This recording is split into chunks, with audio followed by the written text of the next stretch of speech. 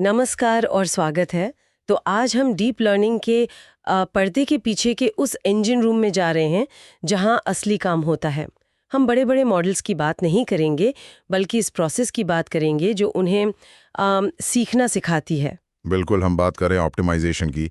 मतलब ये वो रणनीतियां हैं जो तय करती हैं कि एक एआई मॉडल लाखों करोड़ों संभावनाओं के एक लैब्रिंथ से अपना रास्ता कैसे खोजेगा। ये सिर्फ गणित नहीं है, ये एक कला है। और इस कला को समझने के लिए हमारा गाइड है डीप लर्निंग ऑप्टिमाइजेशन मेथड्स का आर्किटेक्चर नाम का एक लेख।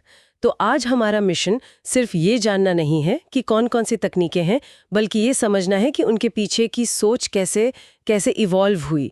हम ग्रेडियंट डिसेंट की सादगी से शुरू करेंगे और एडम जैसी मॉडर्न तकनीकों के पीछे की चालाकी तक का सफर तय करेंगे। और ये एक बहुत जरूरी कहानी है, क्योंकि यही तकनीकें आज सेल्फ ड्राइविंग कारों से लेके मेडिकल डायग्नोसिस तक हर चीज को पावर दे रही हैं।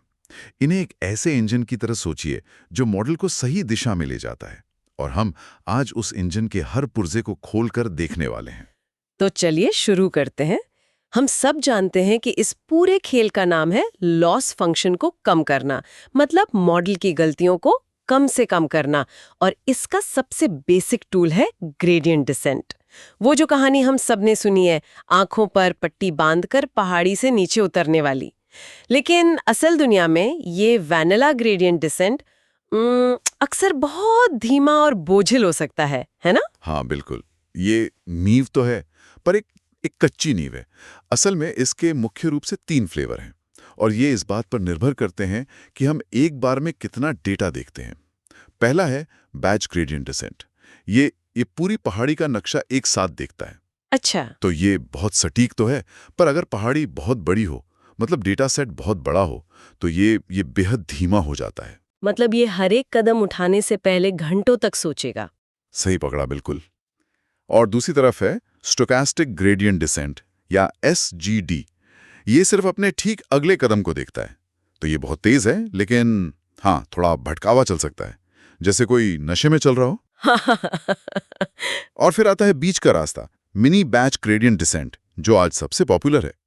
ये नक्शे के एक छोटे से हिस्से को देखकर तेजी और स्थिरता के बीच एक बेहतरीन बैलेंस बनाता है। ठीक है, तो हमने रास्ता देखने का तरीका तो चुन लिया, लेकिन सोर्स बताता है कि इस पहाड़ी पर छोटी छोटी घाटियां भी हैं, मतलब लोकल मिनिमा, जहां हमारा मॉडल फंस सकता है। या फिर ढलान इतनी सपाट हो सकती है कि नीचे उतरने में सदियां लग जाए। तो यहाँ से चीजें और मजेदार होने लगती हैं। इस ठहराव की समस्या को कैसे हल किया गया? यहीं पर फिजिक्स से एक बहुत ही सुंदर आइडिया उधार लिया गया, मोमेंटम। इसे समझने के लिए उस पहाड़ी से नीचे लुढ़कती हुई गेंद की कल्पना कीजिए। जब गेंद लुढ़कना शुरू करती है तो वो एक गति पकड़ लेती है।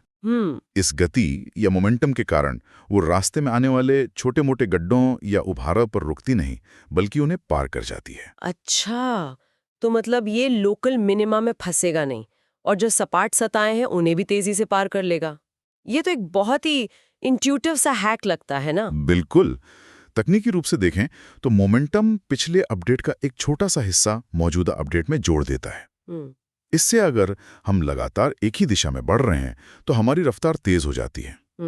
ये न सिर्फ मॉडल को फंसने से बचाता है, बल्कि सीखने की प्रक्रिया को भी बहुत तेज करता है। और सोर्स में नेस्ट्रॉव एक्सेलरेटेड ग्रेडियंट यानी NAG का भी जिक्र है, जिसे मोमेंटम का एक स्मार्ट वर्जन बताया गया है। हाँ, NAG थोड़ा आगे की सोचता है, जहां स्टैंडर्ड मोमेंटम पहले अपनी मौजूदा स्थिति से ग्रेडियंट की गणना करता है और फिर मोमेंटम का कदम उठाता है। रुकिए, इसे मैं समझाने की कोशिश करती हूँ। मतलब ये ऐसा है कि अगर हमारी गेंद एक ढलान से नीचे आ रही है और उसे पता है कि आगे एक दीवार आने वाली है, तो वो दीवार से टकराने से ठीक पहले ही धीमी हो जाएगी। वाह, है ना? यस। जबकि रेगुलर मोमेंटम वाली गेंद वो तो पूरी रफ्तार से जाकर टकराएगी। तो NAG उस आगे देखने की वजह से ओवरशूटिंग से बचता है। यस। ये पहले मोमेंटम की दिशा में एक टेम्पररी कदम रखता है और फिर वहां से ढलान को देखकर अपना फाइनल रास्ता तय करता है। ये समझने का एक शानदार तरीका है। आपने बिल्कुल सही पकड़ा। ये छोटा सा आगे देखना NAG को ज्यादा समझदार बना देता है, और हाँ, अक्सर ये स्टैंडर्ड मोमेंटम से बेहतर रिजल्ट्स देता है। कमाल है। तो हमने स्पीड को तो कंट्रोल करना सीख लिया, लेकिन अब तक हम हर पैरामीटर के लिए एक ही लर्निंग रेट मतलब एक ही साइज का कदम उठा रहे थे। ये थोड़ा अजीब नहीं लगता? एक मॉडल में कुछ कनेक्शन ज्यादा जरूरी हो सकते हैं और कुछ कम। सबके साथ एक जैसा व्यवहार क्यों? यहीं से अडैप्टिव लर्निंग रेट मेथड्स का जिक्र आता है ना। हाँ, और ये एक बहुत ही महत्वपूर्ण सवाल उठाता है। सबके लिए एक ही साइज का कदम उठाना एफिशिएंट नहीं है। अडैप्टिव तरीके इसी प्रॉब्लम को सॉल्व करने के लिए बनाया गया और इस दिशा में पहला बड़ा कदम था एडेग्रेड, यानी अडैप्टिव ग्रेडियंट एल्गोरिदम। इसका सिद्धांत क्या था? सिद्धांत सरल था और बहुत पावरफुल भी। जिन पैरामीटर्स को बार बार अपडेट्स मिलते हैं उनके लिए कदम छोटे करो, और जिन पैरामीटर्स को कम अपडेट्स मिलते हैं उनके लिए कदम बड़े करो। ये स्पार्स डेटा जैसे टेक्स्ट में बहुत कारगर था, जहां कुछ शब्द जैसे द बार बार आते हैं और कुछ जैसे ज़ाइगोट बहुत कम। तो एडेग्रेड दुर्लभ शब्दों को सीखने के लिए ज्यादा बड़े कदम उठाता था। लेकिन इसकी एक बहुत बड़ी कमी थी। जैसा कि इस सोर्स में भी लिखा है, समय के साथ इसका लर्निंग रेट लगभग 0 हो जाता था, जिससे मॉडल सीखना ही बंद कर देता था। ये तो एक बहुत बड़ी खामी लगती है। ऐसा क्यों था कि मतलब इसे तुरंत ठीक नहीं किया गया? क्या इसे ठीक करने की कोशिश में कोई नया ट्रेड ऑफ सामने आया? बहुत अच्छा सवाल है। इसकी खामी इसके डिजाइन में ही छिपी थी। ये हर पैरामीटर के लिए अब तक के सभी पिछले ग्रेडियंट्स के स्क्वायर्स का एक जोड़ रखता था। अब ये जोड़ तो समय के साथ सिर्फ बढ़ता ही जाता था, जिससे लर्निंग रेट लगातार घटता जाता था और आखिर में लगभग 0 हो जाता था। इसे ठीक करने का मतलब था कि हमें सब कुछ याद रखने की आदत छोड़नी होगी। और यहीं पर आरएमएस प्रॉप की एंट्री हुई।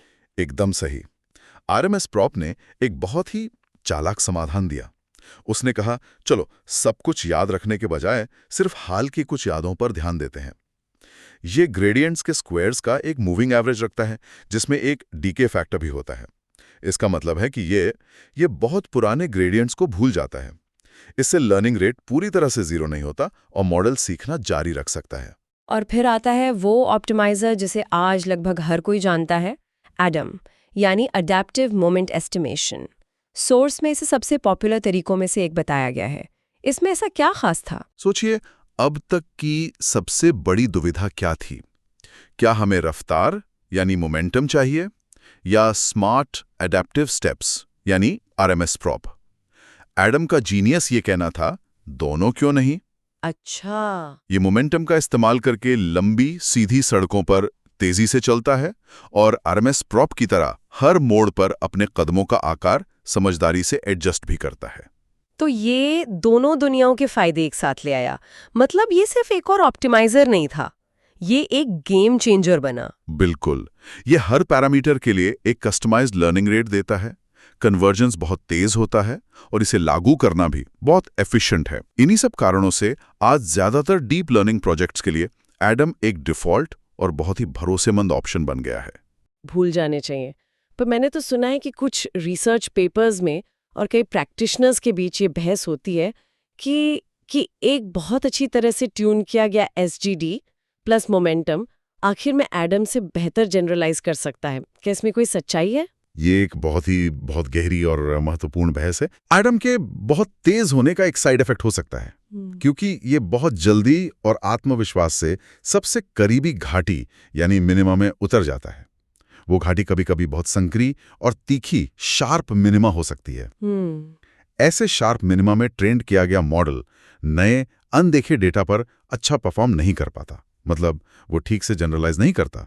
और एसजीडी वो कैसे मदद करता है? एसजीडी अपने शोर और भटके हुए स्वभाव के कारण इन तीखी घाटियों में आसानी से नहीं फंसता।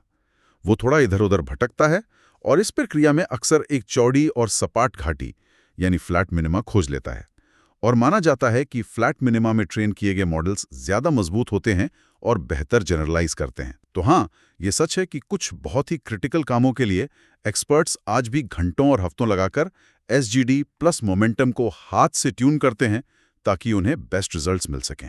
अच्छा, तो मतलब चुनाव ये है कि एडम की तेज और आसान राह, जो 95% समय बहुत अच्छे परिणाम देती है, बनाम एसजीडी की ज्यादा मेहनत वाली चढ़ाई, जो शायद आपको पहाड़ की सबसे अच्छी चोटी पर पहुंचा दे। ये आपको बिना ज़्यादा मेहनत के बहुत अच्छे रिजल्ट्स देगा। लेकिन जब आप परफॉर्मेंस की आखिरी बूंद भी निचोड़ना चाहते हैं तो पुराने भरोसेमंद तरीके आज भी मैदान में हैं। कोई एक बेस्ट ऑप्टिमाइजर नहीं है, ये हमेशा प्रॉब्लम और आपके गोल्स पर निर्भर करता है। ये तो बहुत मददगार है। तो आज हमने वाकई एक लंबा सफर तय किया।